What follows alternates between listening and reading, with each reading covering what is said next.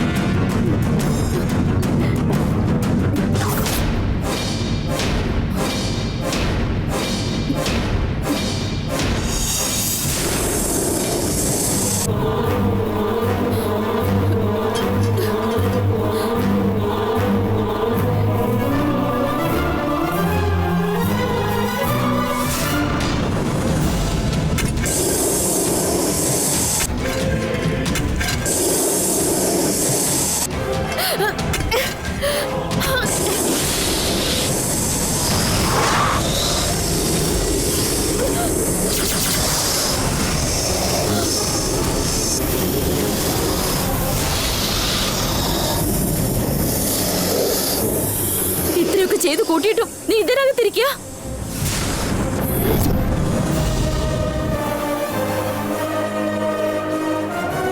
ആദ്യം നീ എന്നെ കൊല്ലാൻ ശ്രമിച്ചു, പക്ഷെ നടന്നില്ല.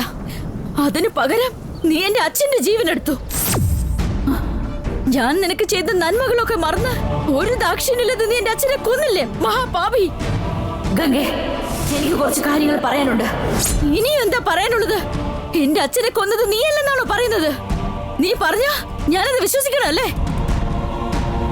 നീ പറഞ്ഞത് അനുസരിക്കാത്തതിന് എന്റെ മേൽ വിഷം കുത്തിയിറക്കിയവളാ നീ. ആ പാവ മനുഷ്യനെ കൊല്ലാൻ മാത്രം അദ്ദേഹം എന്ത് തെറ്റാ ചെയ്തത്? ഇല്ല ഗംഗേ, മതി, ഞാൻ നിർത്തിക്കോ. ഒരിക്കലും ഞാൻ നിന്നെ വിശ്വസിക്കാൻ പോകുന്നില്ല. നിന്നെ കണ്ട കൊല്ലാനുള്ള വെറയോടെയായിരുന്നു ഞാൻ ഇരുന്നത്.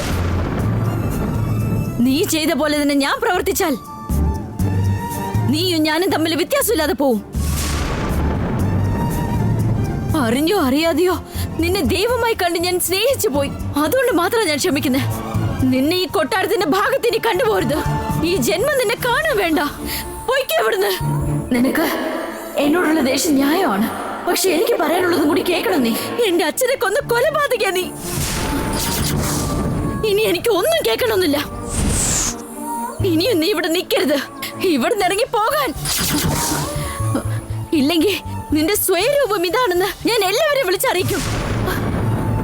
പോകുന്നുണ്ടോ നീ? പോ.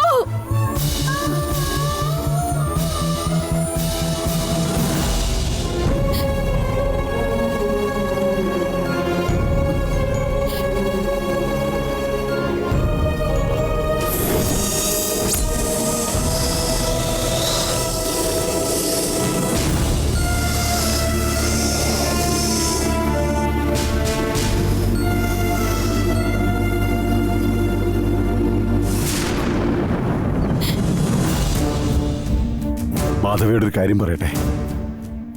നീ കരുതുന്നത് പോലെ കണ്ണഴകി അമ്മ അത്ര നിസ്സാരക്കാരിയല്ല.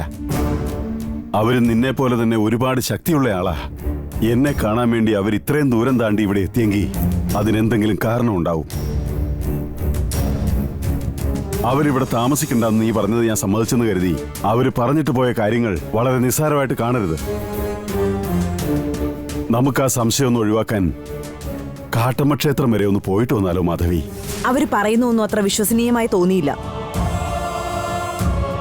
എന്തൊക്കെയോ കഥകളുണ്ടാക്കി അവര് നമ്മളെ കബളിപ്പിക്കാൻ ശ്രമിക്കുക. കാട്ടമ്മയുടെ പീഠത്തിലുള്ള കാലചക്രം തിരിച്ചെടുക്കാനുള്ള ശക്തി ഇതുവരെ എന്റെ ഏട്ടനല്ലാതെ വേറെ ആർക്കും ലഭിച്ചിട്ടില്ല.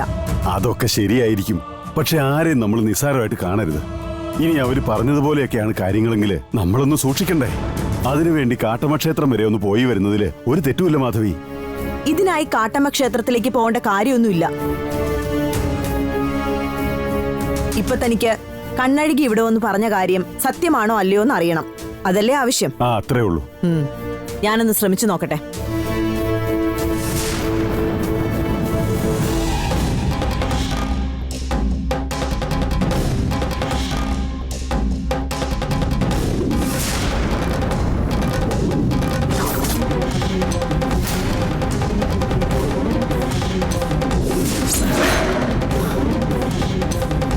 എന്ത് പറ്റി മാധവി?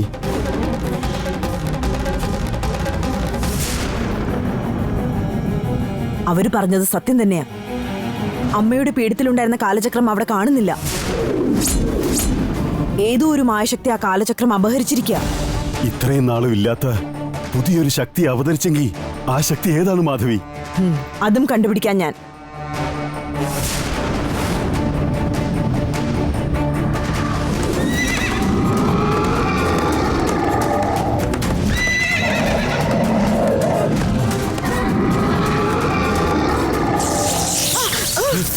എന്താ മാധവി, എന്താ ഉണ്ടായേ? ആ ശക്തിയെപ്പറ്റി എന്തെങ്കിലും വിവരം ലഭിച്ചോ? ആ ശക്തി ഏതാണെന്ന് മനസ്സിലാക്കാൻ എനിക്ക് സാധിക്കുന്നില്ല രാജശേഖര. ആ കണ്ണഴുകിയമ്മ നമ്മളോട് പറഞ്ഞതുപോലെ ആ ശക്തി ഞങ്ങൾ ആരെക്കാളും പല മടങ്ങ് ശക്തിയുക്തമാണ്. എന്താ മാധവി നീ ഇങ്ങനെയൊക്കെ പറയുന്നേ? എന്റെ ശക്തിയാൽ എത്രയൊക്കെ ശ്രമിച്ചിട്ടും ആ മായശക്തി അയച്ചത് ആരാണെന്ന് എനിക്ക് കണ്ടുപിടിക്കാൻ കഴിയുന്നില്ല. തന്റെ കൈവശമുള്ള കാലചക്രങ്ങളിൽ ഒന്നിപ്പോ ഇങ്ങോട്ട് കൊണ്ടുവാ. അതുപയോഗിച്ച് ആ മായശക്തി ആരാണെന്ന് നമുക്ക് കണ്ടുപിടിക്കാൻ കഴിയും. ശരി മാധവി.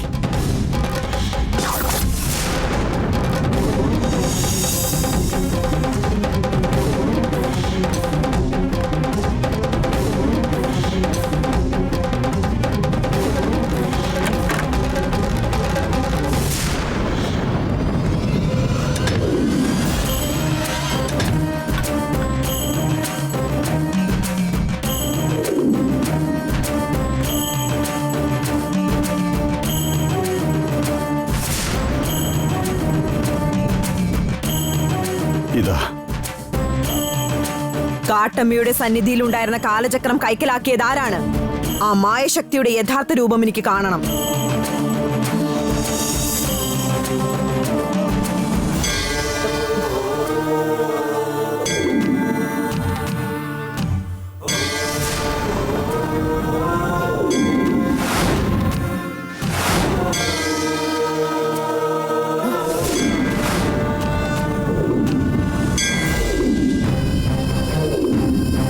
നമ്മുടെയും ആ മായശക്തിയുടെയും കയ്യിലുള്ളത് കാട്ടമ്മയുടെ കയ്യിൽ നിന്ന് അപഹരിച്ച തുല്യശക്തികളാണ്. അതുകൊണ്ട് എനിക്ക് കൂടുതൽ വ്യക്തമായി ഒന്നും പറയാനാകുന്നില്ല. ഇനിയിപ്പോ എന്ത് ചെയ്യും നമ്മള്? ആ മായശക്തി ആരാണെന്ന് എന്റെ ജ്ഞാനദൃഷ്ടിയിൽ തെളിയുന്നില്ല രാജശേഖര. എങ്കിലും കണ്ടുപിടിക്കാൻ എന്തെങ്കിലും ഒരു മാർഗം നിർദ്ദേശിക്കാൻ ഞാൻ കാലചക്രത്തോട് ആവശ്യപ്പെടാം. ശരിയാ മാധവി, ഉടനെ തന്നെ നമുക്ക് ആ മായശക്തിയെ കണ്ടുപിടിച്ചേ പറ്റൂ.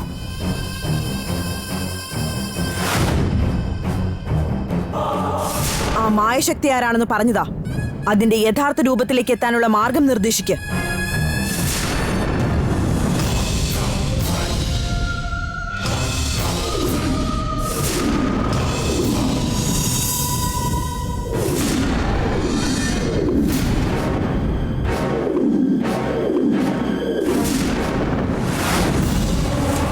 എന്താ മാധവി, എന്തായി? ആ മായശക്തിയെപ്പറ്റി കൂടുതൽ മനസ്സിലാക്കാൻ ഒരു വഴികാട്ടി തന്നിരിക്കുകയാണ്. കാലചക്രത്തെ അനുസരിക്കുകയാണെങ്കിൽ നമ്മളെ വേട്ടയാടാൻ ഒരുങ്ങുന്ന മായശക്തിയെപ്പറ്റി മനസ്സിലാക്കാനാവും.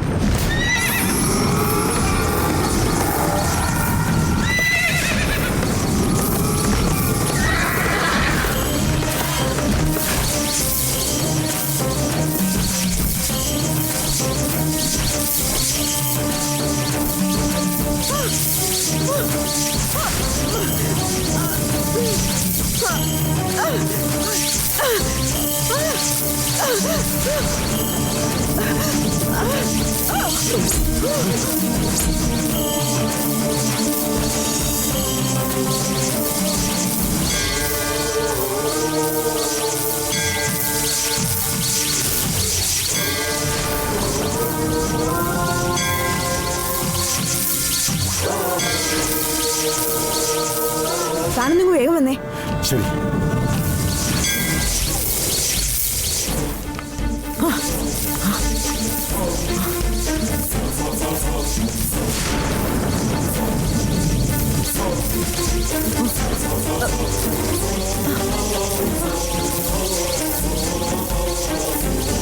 മാധവി, ഒരു കാലചക്രത്തെ മറ്റൊരു കാലചക്രം ആകർഷിച്ചു കൊണ്ടുപോകുന്ന കണ്ടില്ലേ? നീ എന്തെങ്കിലും ചെയ്ത് അതൊന്ന് തടയേ.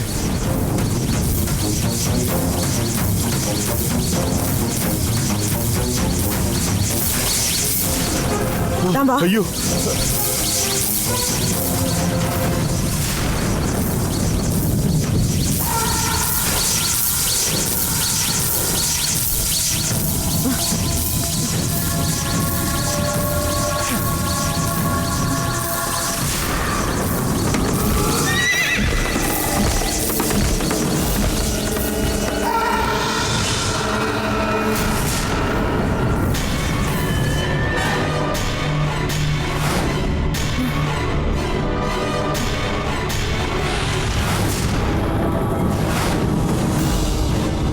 അയ്യോ, കാലചക്രങ്ങൾ പരസ്പരം ആകർഷിക്കും എന്നുള്ള കാര്യം ആ മായശക്തി മനസ്സിലാക്കി കഴിഞ്ഞെങ്കിൽ കാലചക്രം എങ്ങനെ ഉപയോഗിക്കണം എന്നുള്ള രഹസ്യവും അത് ഇതിനോടകം ഗ്രഹിച്ചിട്ടുണ്ടാവും.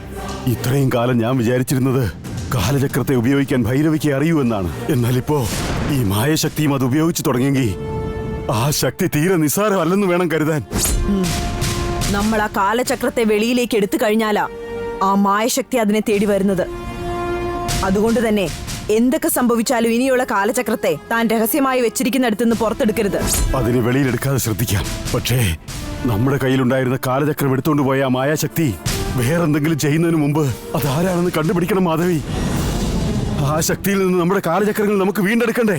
കാലചക്രം നമ്മുടെ കയ്യിലല്ലാതെ മറ്റാരുടെ കയ്യിലിരുന്നാലും ആപത്താണെന്ന് എനിക്കറിയാം. ആ മായശക്തി ആരാണെന്ന് കണ്ടുപിടിക്കണം എനിക്ക്. കാലചക്രം തിരികെ നമ്മുടെ കയ്യിൽ എത്തിയില്ലെങ്കിൽ മഹാവിപത്താണ്. അതിങ്ങനെ അകലങ്ങളിലേക്ക് നീങ്ങുന്നോറും സർവനാശമാണ്. കാട്ടമ്മയുടെ സന്നിധിയിലുണ്ടായിരുന്ന കാലചക്രം ആ മായശക്തി അപഹരിച്ചു കൊണ്ടുപോയി. ഇപ്പൊ രാജശേഖരന്റെ കയ്യിലുണ്ടായിരുന്ന കാലചക്രവും കൊണ്ടുപോയി അല്ലേ? അതേ നന്ദിനി, നമ്മൾ എന്ത് സംഭവിക്കരുതെന്ന് കരുതിയോ അത് തന്നെയാ സംഭവിച്ചിരിക്കുന്നേ. ഇപ്പൊ എന്താ ചെയ്യാൻ പറ്റുന്ന പറയുന്നേ? ആ മായശക്തി ആരാണെന്ന് അറിഞ്ഞിരുന്നെങ്കിൽ അതിനോട് പൊരുതാമായിരുന്നു. എന്നാ അതാരാണെന്ന് പോലും അറിയാതെ മറിഞ്ഞിരുന്ന് കളിക്കുമ്പോ എന്ത് ചെയ്യാൻ പറ്റും? ഒന്നും മനസ്സിലാക്കാൻ കഴിയുന്നില്ല. നന്ദിനി, എന്താ നന്ദിനി ഇപ്പൊ എന്താ പ്രശ്നം? രാജശേഖരന്റെ കൊട്ടാരത്തിനുള്ളിൽ ആ മായശക്തി പ്രവേശിച്ച് അവിടെ സംരക്ഷിച്ചിരുന്ന കാലചക്രം അപഹരിച്ചു പോയെന്ന്. ഇതൊക്കെ തന്നെ സംഭവിക്കുമെന്ന് എനിക്ക് അന്നേ അറിയാമായിരുന്നു.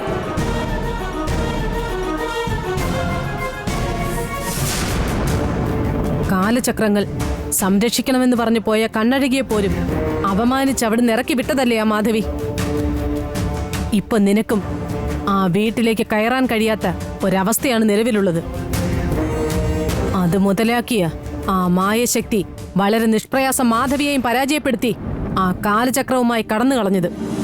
ഇതാ മാധവിയുടെ പിടിപ്പുകേട് കൊണ്ട് മാത്രം സംഭവിച്ച പരാജയമാണ്.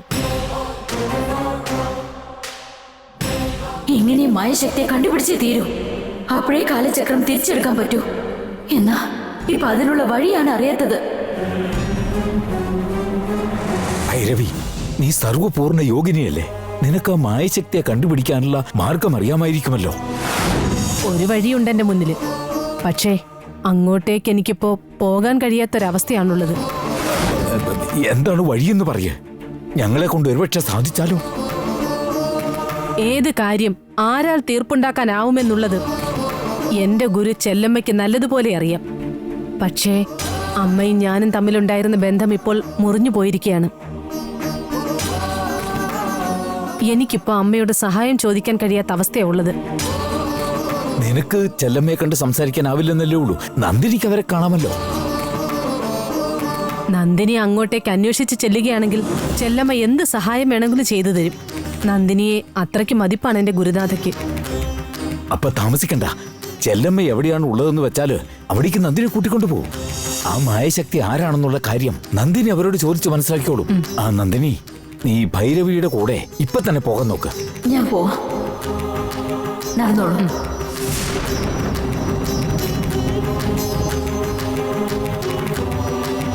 കാട്ടമ്മേ, ആ മായശക്തി ആരാണെങ്കിലും നീ ഞങ്ങൾക്ക് കാണിച്ചു തരണം.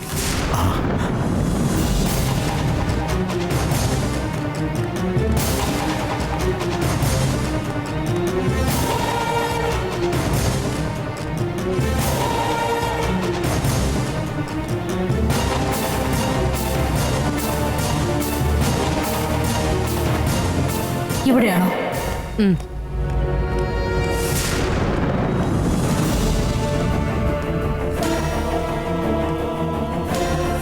കാണുന്നത് എന്റെ ഗുരുനാഥയുടെ കുടിൽ. ഞാൻ ഇവിടെ തന്നെ നിൽക്കാം. നീ പോയി കണ്ട് സംസാരിച്ചിട്ട് വന്നാ മതി.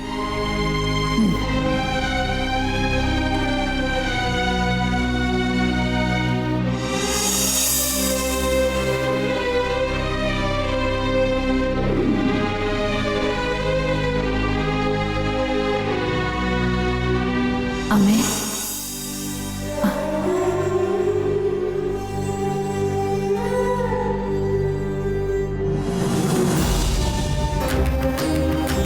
വാ നന്ദിനി, നിന്റെ വരവ് കാത്തു തന്നെയാ ഞാനിവിടെ ഇരിക്കുന്നത്.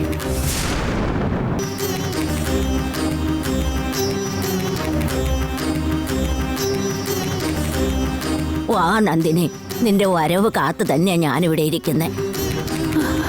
എന്നെ പറ്റി അമ്മ എങ്ങനെ അറിഞ്ഞു? നിന്നെ പറ്റി മാത്രല്ല നന്ദിനി, പാർവതിയെ പറ്റിയും കാട്ടമ്മയെ പറ്റിയും ഒക്കെ എനിക്കറിയാം. ഇപ്പൊ ഭൈരവിയല്ലേ നിന്നെ ഇങ്ങോട്ട് കൂട്ടിക്കൊണ്ട് വന്നത്. അവള് പുറത്ത് തന്നെ നിന്നിട്ട് നിന്നെ ഇങ്ങോട്ട് പറഞ്ഞയച്ചതല്ലേ നന്ദിനി. അവളുടെ മനസ്സ് മാറിയത് നല്ല ശകുനം തന്നെയാ. എന്നെ കാണാനുള്ള യോഗ്യത അവൾക്ക് ഇല്ലെന്നറിഞ്ഞിട്ടും നിന്നെ സഹായിക്കാനായിട്ട് അവള് കാണിക്കുന്ന ഈ മനസ്സ് അതൊരു നല്ല തുടക്കം തന്നെയാ. കാട്ടമ്മയുടെ പീഠത്തില് നീ സമർപ്പിച്ച കാലചക്രം നഷ്ടപ്പെട്ട കാര്യം എനിക്ക് എന്റെ ജ്ഞാനദൃഷ്ടിയിലൂടെ കാണാനായി നന്ദിനി. സംഭവിച്ചിരിക്കുന്ന കാര്യങ്ങളോർത്ത് ഞാനും വല്ലാത്ത വിഷമത്തിലാ മോളെ. കാലചക്രം കൈക്കലാക്കിയ ആ മായശക്തി ആരാണെന്ന് അറിഞ്ഞ ഞാനത് എങ്ങനെയെങ്കിലും തിരിച്ചെടുക്കും അമ്മേ. ആ മായാശക്തിയെ എനിക്ക് കാണാനായില്ല. അതാരാണെന്ന് എനിക്ക് പറയാൻ കഴിയുന്നില്ല.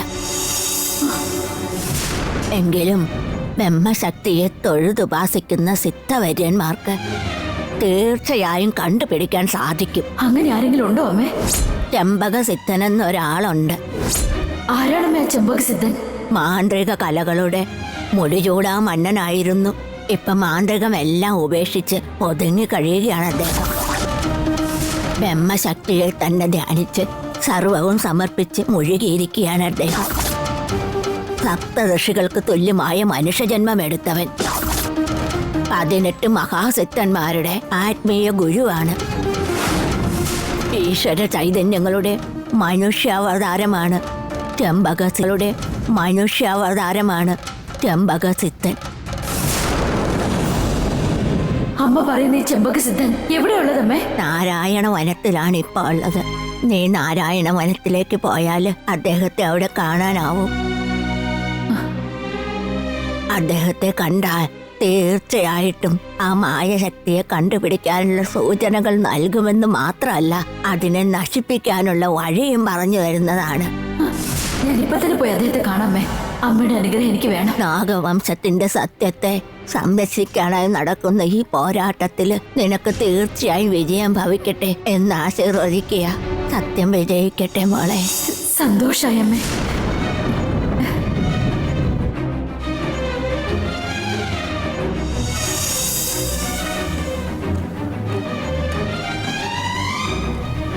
നാരായണ വനത്തിലേക്ക് പോകാൻ പറഞ്ഞു. കേട്ട് നിൽക്കായിരുന്നു ഞാൻ. വാ പോകാം.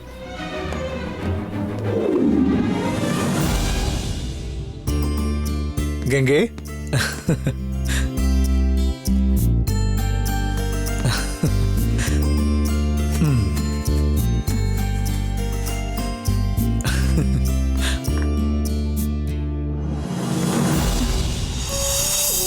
ഇതെന്തൊക്കെയാ വാങ്ങിട്ട് വന്നിരിക്കുന്നേ?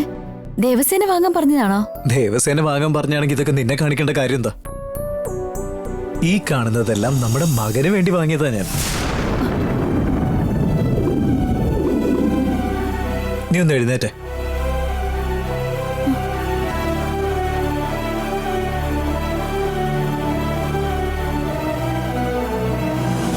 ഇതെന്താ മനസ്സിലായോ? ശരി, എന്നാ ഞാൻ തന്നെ പറയാം. ടാൻ.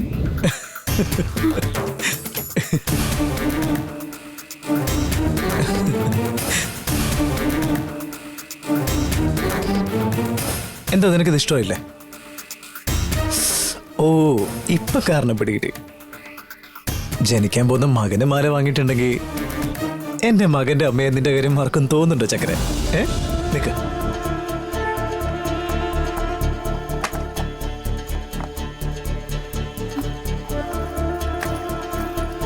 എങ്ങനെയുണ്ട്?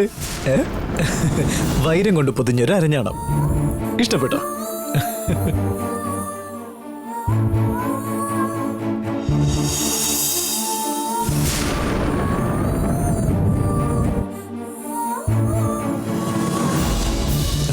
പത്താം മാസത്തിൽ പോലും നിനക്ക് അണിയാൻ പറ്റുന്ന രീതിയിൽ വലിയൊരു അരഞ്ഞാണം നോക്കി തന്നെ വാങ്ങിയേ.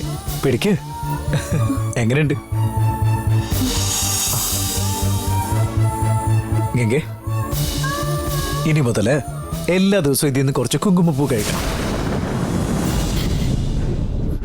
ഇത് കാശ്മീരിൽ മാത്രം കിട്ടുന്ന അപൂർവമായിട്ടൊരു കുങ്കുമപ്പൂവാ. ഇതെല്ലാ ദിവസവും നീ കഴിച്ചു കഴിഞ്ഞാൽ നമ്മുടെ മകനെ നല്ല ചുവന്ന് തൊടുത്ത് സുന്ദരനായിട്ടായിരിക്കും ജനിക്കുക.